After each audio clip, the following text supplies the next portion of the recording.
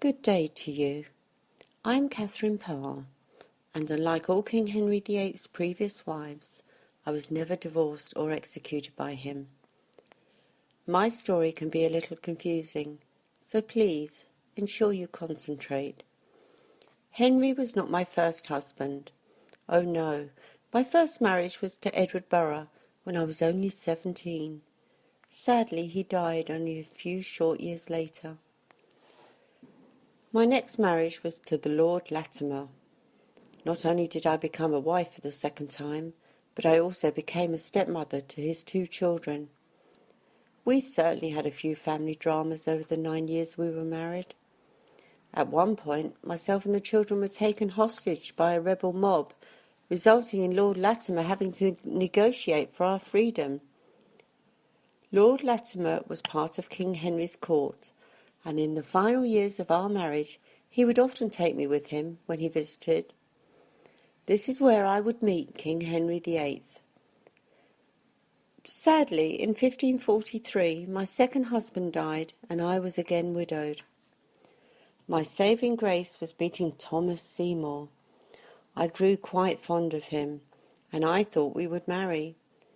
Well, I did think this until Henry asked me for my hand in marriage, and it was my duty to accept.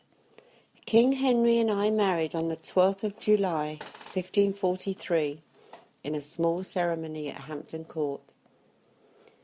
Now, I've always been a well-educated lady, but this isn't necessarily a good thing during the Tudor period, especially as I have my own ideas on faith. I think people felt threatened by me and wanted me gone. People firstly implied I had books, which are banned and can lead to one being executed.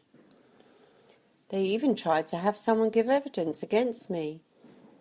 Eventually, enough evidence was gathered and a warrant was put out for my arrest. Luckily, one of my aides managed to tell me just in time. All this commotion made me fall terribly ill, and King Henry VIII came to my side.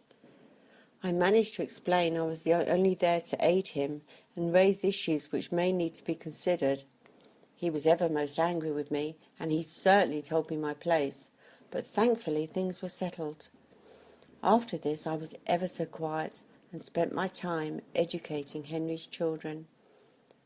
King Henry VIII died in January 1547, and I had become a widow again at the age of 31. I did not stay of much importance for long, but I took on his 2 daughters for a period of time. Eventually, I also went on to marry my beloved Thomas Seymour.